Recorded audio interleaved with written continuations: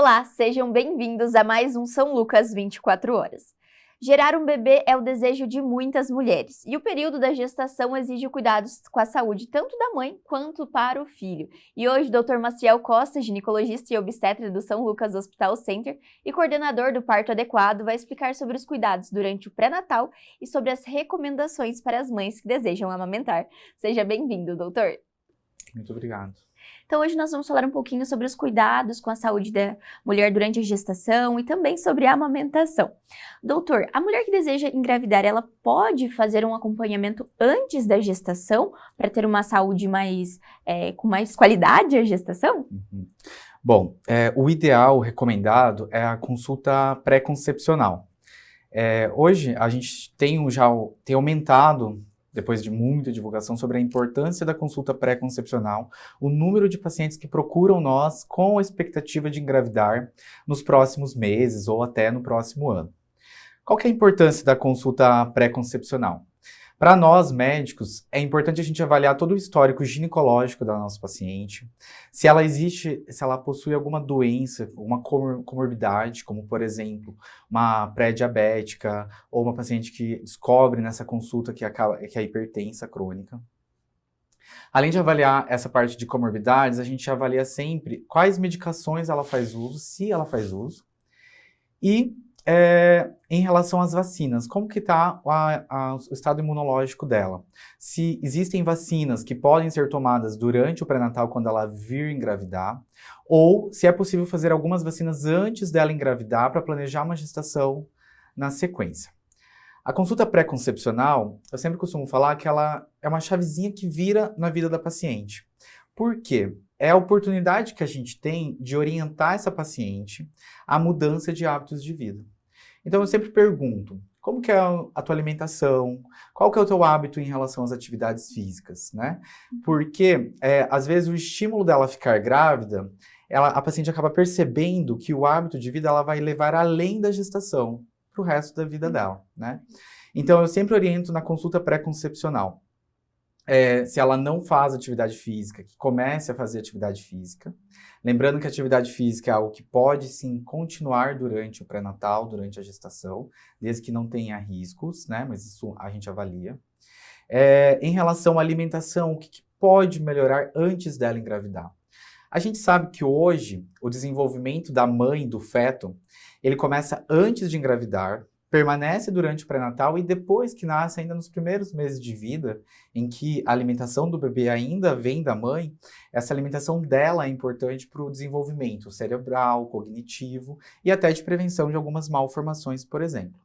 E, além dessa orientação, a gente faz uma avaliação através de exames do estado nutricional dela.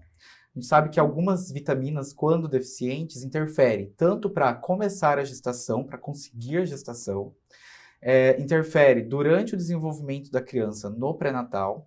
E se a gente conseguir ajustar tudo isso antes, diminui, em alguns casos, o risco de aborto, né? Então, essa é o tamanho da importância da consulta pré-concepcional. Perfeito. E essa paciente, como o doutor disse, ela já demonstra esse interesse antes, agenda essa consulta, faz esse acompanhamento.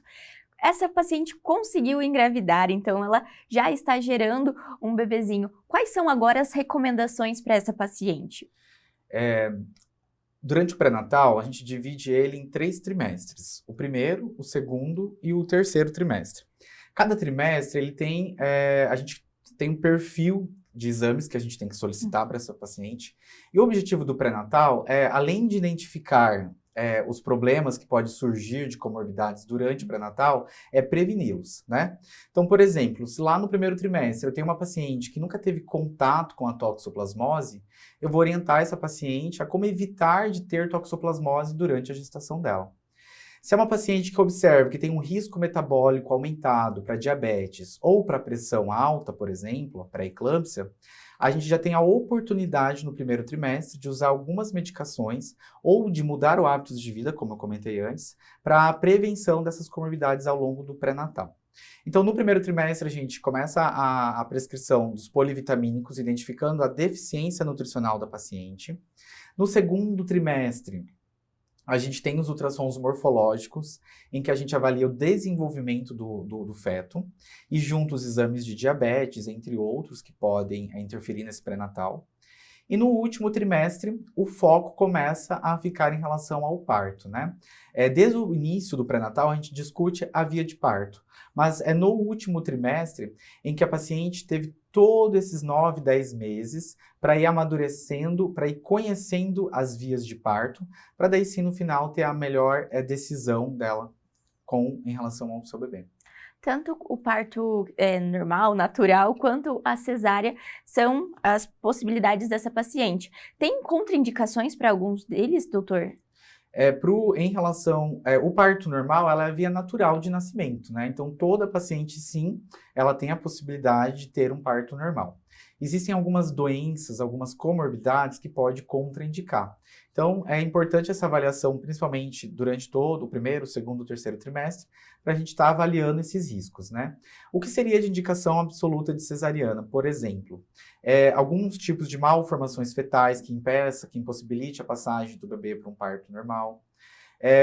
Algumas doenças, como por exemplo a pré-eclâmpsia, em que pode ter o acometimento da vitalidade fetal, que acaba sendo indicação de cesárea, ou quando tem, por exemplo, bebês restritos, bebês que não se desenvolveram como deveriam dentro da barriga, em relação ao crescimento, ao desenvolvimento, e acabam por algum motivo nos exames apresentando algum sinal de sofrimento fetal. E isso acaba indicando cesárea nesses casos, né? Tem um mito a respeito das gestações gemelares, que necessitam de uma cesárea, mas essa mãe ela poderia ter um parto normal, doutor, nesses casos? Sim, tem algumas condições da gemelaridade, em que também é avaliado desde o primeiro trimestre, que possibilita o parto normal, tá?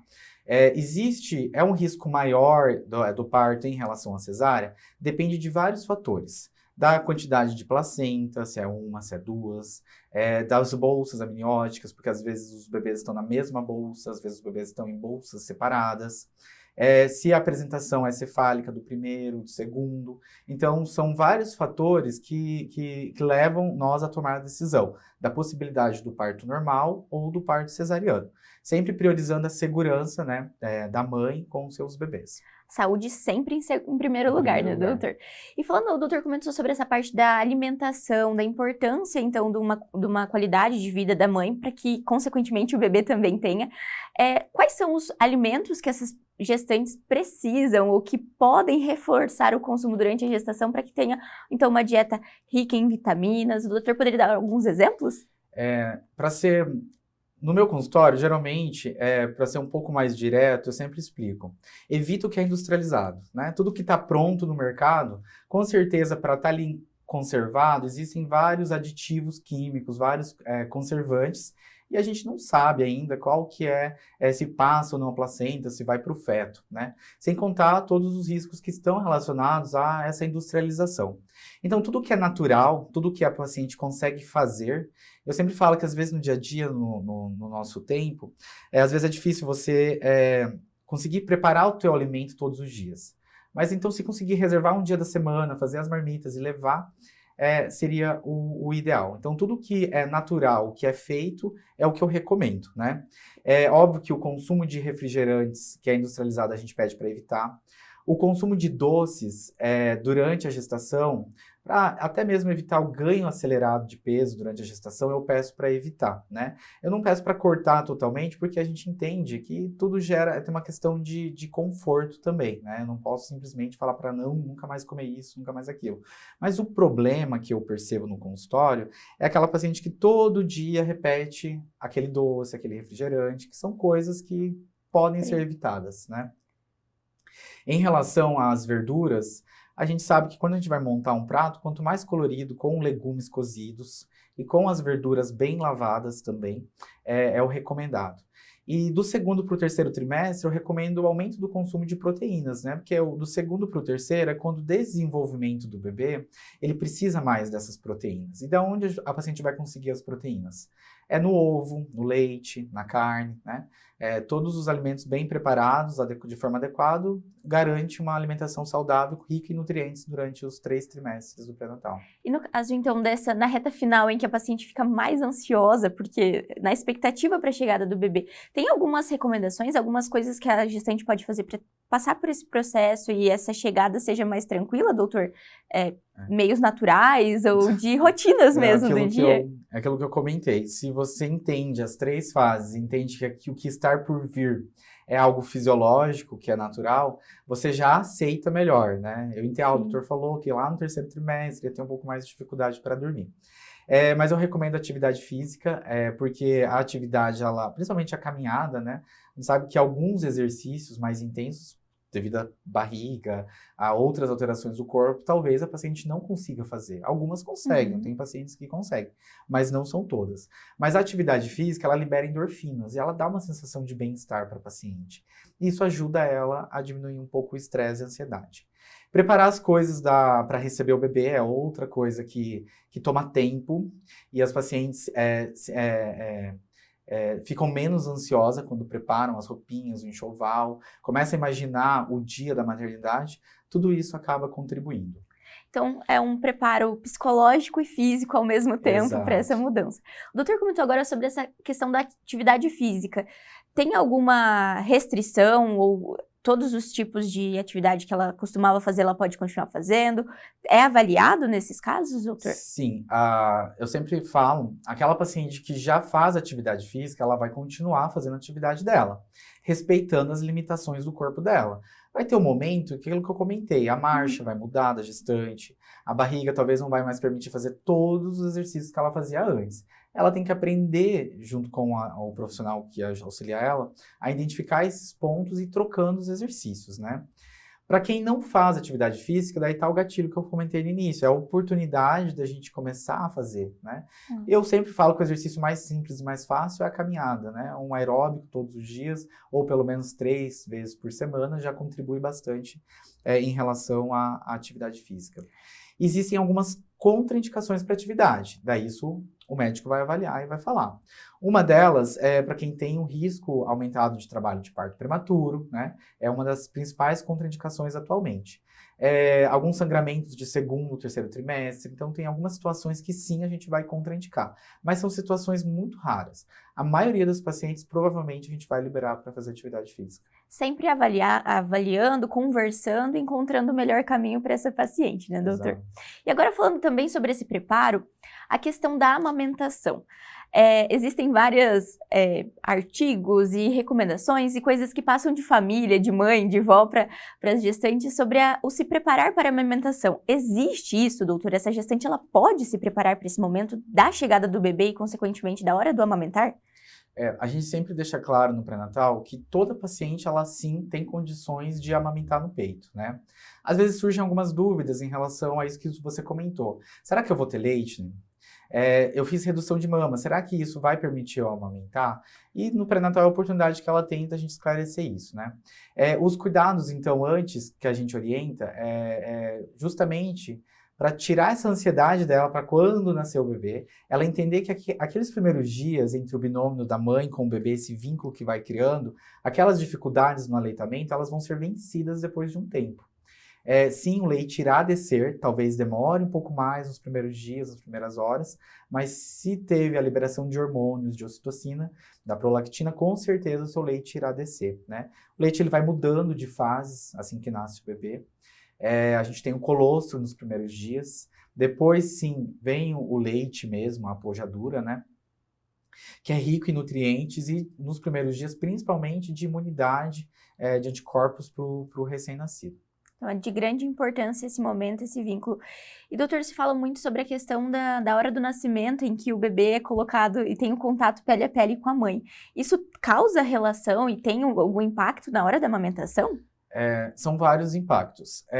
Sim, existe... quando tem a presença do pele a pele, a gente tem os feromônios, né? Isso tudo estimula, aumenta o vínculo entre a mãe e o bebê e até a liberação do leite. Já tem a gente sabe que existem vários estudos afirmando que, inclusive, o aleitamento na primeira hora, ele diminui o risco de hemorragia pós-parto. Porque, naturalmente, com toda vez que o bebê amamenta, ele vai estar ajudando a mãe a liberar dois hormônios. A prolactina, que estimula cada vez a maior produção de leite, e a ocitocina, que é responsável por ejetar o leite da mama. Só que a ocitocina, ela também age no útero, no pós-parto. Então, ela ajuda a contrair o útero e logo também diminui o risco de hemorragia pós-parto. Então, esses são um dos princípios, né, da gente recomendar o aleitamento na primeira hora de vida. Então, é benefício tanto para o bebê quanto para a mãe. Ambos saem, tem essa questão da saúde mesmo de ambas as partes. E, doutor, falando então ainda nessa parte da amamentação, essa mulher, ela, como a gente tinha citado anteriormente, ela pode se preparar no sentido físico? Existem algumas recomendações quanto à mama ao longo da gestação ou isso não interfere de fato?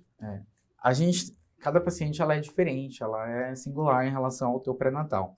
Eu tenho paciente que às vezes, ali entre 28 e 30 semanas, acaba vendo a pojadura já, a produção de leite, o aumento das mamas. E isso é alterações fisiológicas do corpo se preparando para o nascimento. Então, aquilo que eu comentei, todo mundo sim tem a condição natural de parir, assim como tem a condição de amamentar. Eu oriento não estimular muito as mamas, tá? Porque aquilo que eu falei, quanto mais estimula, mais a ocitocina produz e mais a prolactina, que são os hormônios responsáveis pelo aleitamento. Então, pode sim aumentar o engurgitamento mamário antes do bebê nascer. Então, um cuidado que eu oriento é esse. Eu sempre peço para evitar de usar cremes na areola, principalmente, né? Não tem necessidade de ficar hidratando, a própria pele ela já produz, já tem glândulas ali que produzem já a secreção suficiente para hidratar, né? E os principais cuidados que eu recomendo antes do nascimento são esses. Perfeito. E na hora, então, o bebezinho nasceu, ele foi colocado para a mãe amamentar. Tem algumas recomendações no pós, para que essa mãe não tenha, então, esse engurgitamento mamário, essas questões de, muitas vezes, mastite, que existe também. Como essa mulher pode lidar com esse momento que o leite desce? Nos primeiros dias, então, é o colostro que vem. Daí, pelo menos nos primeiros 5 dias, que é rico em nutrientes e anticorpos para o bebê. E depois vem o leite, propriamente dito. E esse leite, ele é tão curioso porque ele se adapta de acordo com o crescimento do bebê. Então, ele vai mudando os nutrientes até o 6º mês de vida, né, que é o mínimo recomendado. A gente sabe que pode sim se estender o aleitamento materno. Quais são os cuidados no pós? O primeiro tanto a mãe quanto o bebê, eles estão se conhecendo e aprendendo o que é o processo do aleitamento. Então, as primeiras pegas, quando bem orientadas, diminui a chance dessa paciente ter dor no mamilo. Diminui o risco dela ter fissuras mamárias. E são essas fissuras que, se continuadas, pode evoluir para uma mastite, né? Outra orientação é o aleitamento livre demanda. Toda vez que o bebê precisar, ele vai dar os sinais que ele está precisando, que seria o choro, no caso, a mãe amamenta ele livre demanda e o tempo que for necessário, né? Intercalando as mamas nesse sentido. Quando a gente amamenta livre demanda, esperando esvaziar totalmente a mama, diminui o risco de engurgitamento mamário, tá? E diminui o risco de mastite. Temos aquelas pacientes que elas produzem muito leite, principalmente nos primeiros dias ali. A pojadura, ela vem muito mesmo. O que a gente recomenda? Se o bebê está satisfeito com a mamada, daí ela pode ofertar o leite dela doando no banco de leite, que hoje a gente tem banco de leite aqui no Hospital São Lucas, e é uma das opções que ela tem até para estar contribuindo com outras mães que talvez não consigam estar nesse processo de aleitamento não tão bom quanto ela em relação à quantidade de produção de leite. Aproveitando essa oportunidade para esclarecer a dúvida, doutor, existe aquela questão do leite fraco? Porque muitas vezes a paciente fala assim, meu bebê, o amamento, ele tá com fome, meu leite é fraco, ou até os comentários externos de que o leite da mulher é fraco. Existe isso ou não? Não. O leite, quando o bebê mama de forma adequada, igual eu falei, livre demanda, e tem todo o esvaziamento mamário, então o primeiro leite que sai, que é o branquinho, depois do colostro, ele é rico em determinados nutrientes, e o último leite é aquele que realmente é mais rico em gordura, que ajuda ao ganho de peso do bebê. Então, toda a fase de esvaziamento mamário, o corpo ele já sabe quais são os nutrientes para o bebê. Uma outra dúvida comum, preciso dar água, chá, outros alimentos para o bebê porque o meu leite está sendo fraco? Então, primeiro, não existe leite fraco. O nosso corpo, sim, ele é preparado para os nutrientes de acordo com a fase do bebê. Não há necessidade de complementar com água, com chás, nada disso, porque o leite ele também possui água e a quantidade de proteínas e nutrientes adequada. Então, não há necessidade de complementar. É óbvio que depois que nasce o bebê, o pediatra ele avalia e ele avalia o crescimento e o ganho de peso daquele bebê. E às vezes por alguma dificuldade na pega, esvaziamento completo da mama, ou por alguns outros fatores, a gente sabe que o estresse, o cansaço, também diminui a produção de leite. E talvez o pediatra recomende algum complemento. Mas isso são raras as exceções e depende muito da avaliação do crescimento do bebê e da orientação do pediatra em relação a isso. Certo, então é muito mais um mito do que de fato não acontece. Exato. E doutor, falando ainda sobre essa questão aproveitando do aleitamento materno, é importante que essa mulher então tenha uma dieta saudável ao longo desse processo, como o doutor já disse, e também a questão do consumo de água, da hidratação, isso também interfere na produção do leite dessa mulher, doutor? Tudo que, como são regulados hormonais, tudo que vem para melhorar a qualidade de vida da paciente, vai aumentar a produção de leite. Então, quando ela está estressada, não está dormindo de forma adequada e tem outras preocupações além do aleitamento, com certeza vai diminuir a produção. Quando a paciente está mais feliz, tem esse vínculo, ela tem um apoio da família, um apoio do marido que ajuda e auxilia ela, porque o aleitamento ele não é ali entre a mãe e o bebê. A mãe, ela é o que tem o peito para dar o leite. Mas a gente sabe que existem todos os outros afazeres da casa, as outras preocupações. Então, quanto maior o suporte dela, tanto familiar quanto do marido, mais fácil será da gente conseguir levar o aleitamento, pelo menos, até o 6º mês de vida.